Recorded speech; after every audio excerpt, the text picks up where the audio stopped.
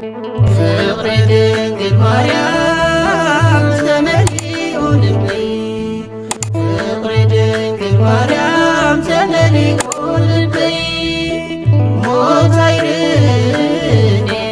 ብሩህ ሕይወተይ ሞት አይርኔ ብሩህ ሕይወተይ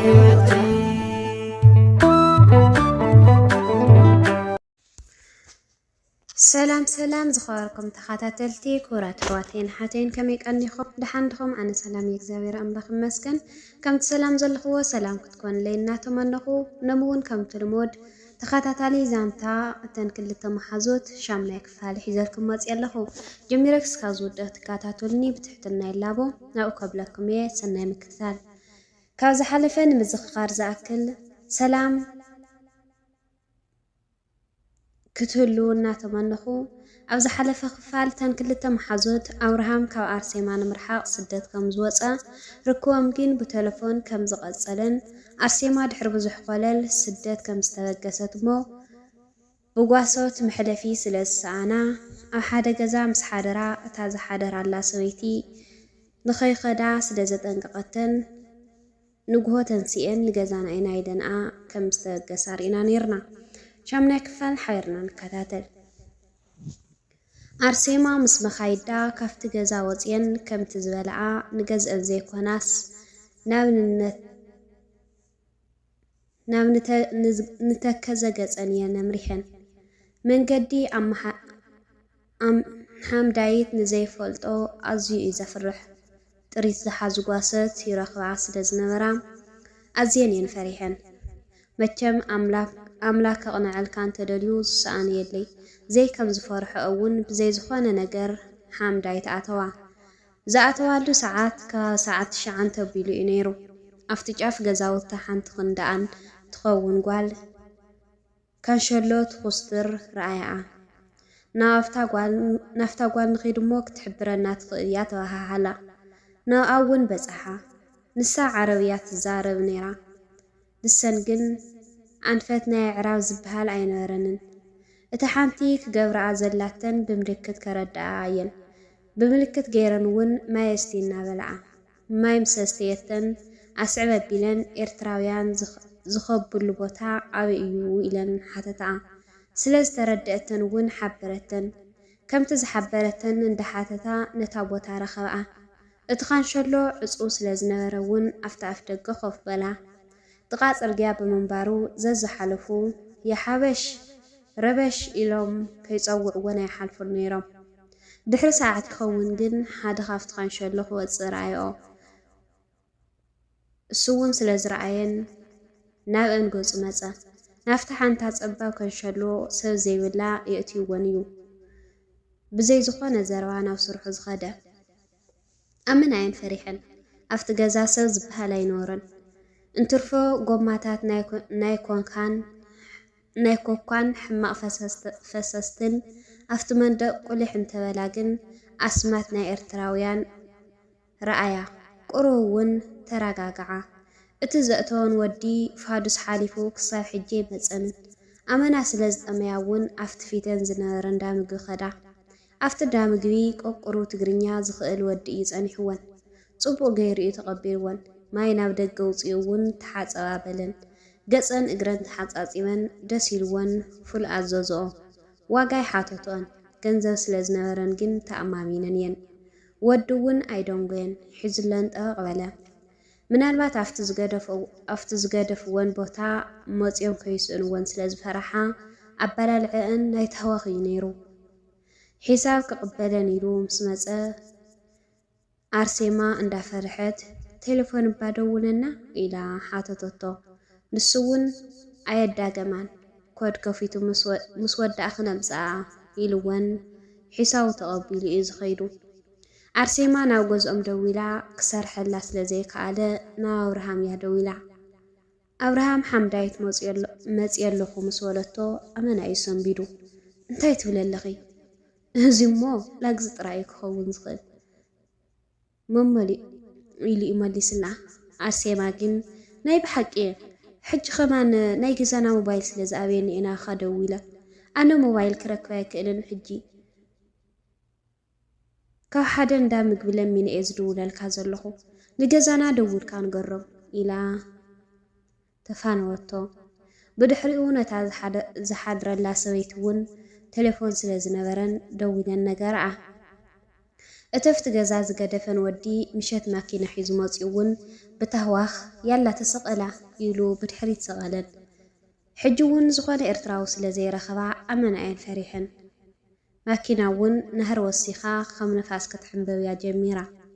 እቲ መንገዲ ጥዑይ ጽርግያ ስለ ዘይኮነ እውን ኣፍታ መኪና ንኸይነጥራ ነንባዕለን ተተሓሓዛ ድሕሪ ቁሩብ ደቓይቕ ከዓ ናብ ኤርትራውያን ዝእከውሉ ካምቢ በጽሓ ኣብኡ ብዙሓት ኤርትራውያን እዮም ጸኒሖምዎን ዝበዝሑ ግን ብኢትዮጵያ ዝመፁ እዮም ሞሲዩ ስለ ዝነበረ ኩሉ ሰብ ተደሪሩ መመደቀሲኦም እዮም ሒዞም እንተኡ ዝጸንሓ ግን ህዊ ናይ ብሓቂ ዕድለኛታት ይኽን ጽባሕ ማኪና ክትወፅእ እያ ንሸገር ኣብ ንሕና ኣብዚ ወርሒ ኢና ጌርና ኢለን ስለ ዝነገረአን ኣመናት ሓጎሳ ምናልባት እንተቐንየን ስድረአን መመፂኦም ከይወስድዎን ፈሪሐን ነበራ ፈርም መሊአን ሓዲረን እውን ንጽባሒትኡ ንሸገር ኣብ ተበገሳ መንገዲ ሸገር ኣብ ሓር ጎጽጎጽ ዝበዝሖ እዩ ምስቲ ጥምየት ተወሲኽዎ ኣመና ነዊሕወን ምሸት ድራር ሓሊፉ ስለ ዝጸንሐን ከይተደረራየን ሓዲረን ንግሆ እውን ብዘይ ቁርሲ እዮም መወጊሶምወን ብፍላይ ተሳልሰይተን ነታ ማኪና እውን ጸሊኣታ ይመስለኒ ተምላስ ከተምልስ ትደሊ ግን ካበይ ይምጻእ ዝበልዐቶ ዘይብላ ምስክነይቲ መዓንጣኣ ተስሒዋ ኣይተኣቱ እያ መቸም ሸገር ኣብኣትየን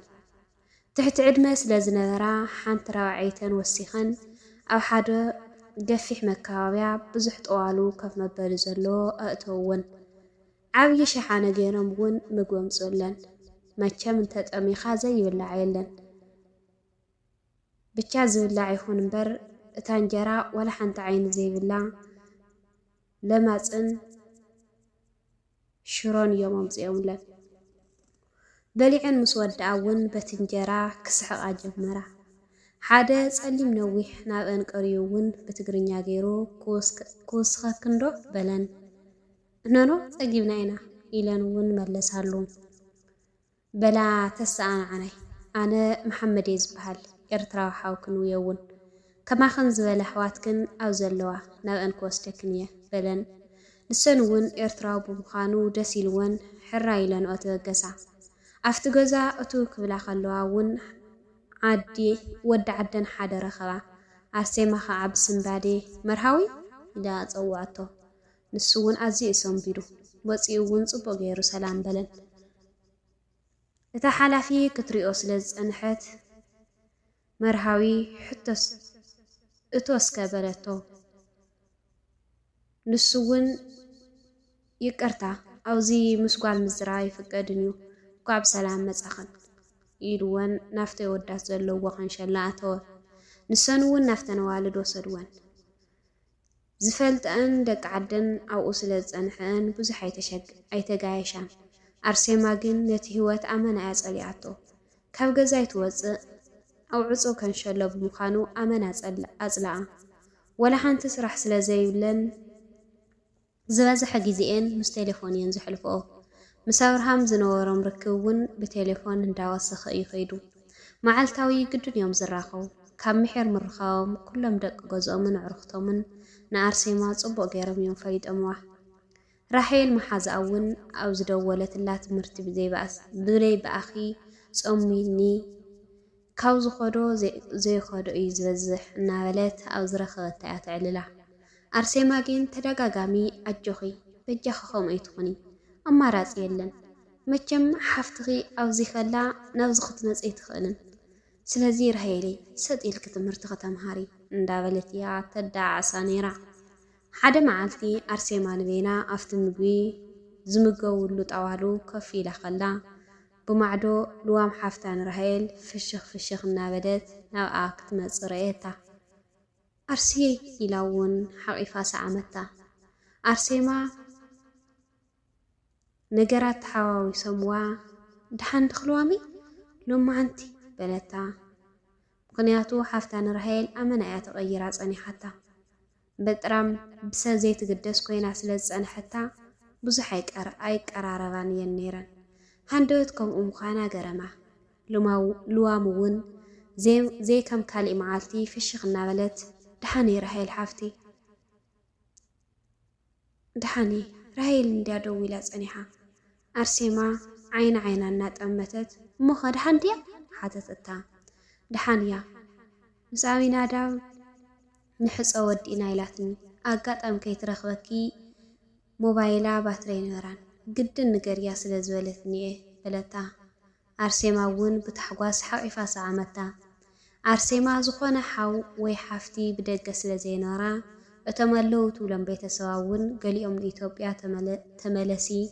ናፍቲ መዓስከር ይብልዋ ገሊኦም ከዓ ካብኡ ዓቕሊ ጌርኪ ኮፍ በሊ እናበሉ ተስፋ ስለ ዝሰኣነትሎም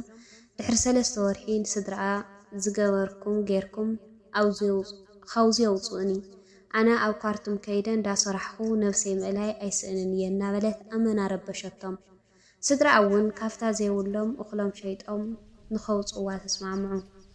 ኣቐዲሞም እቲ ገንዘብ ብካርቱም ስለ ዝኽፈል ናብ ዓዲ ሓወብኣ ንካርቱም ኣውረድዎ ኣጋጣሚ መርሃዊ እውን ክኸይድ እየ ስለ ዝበላ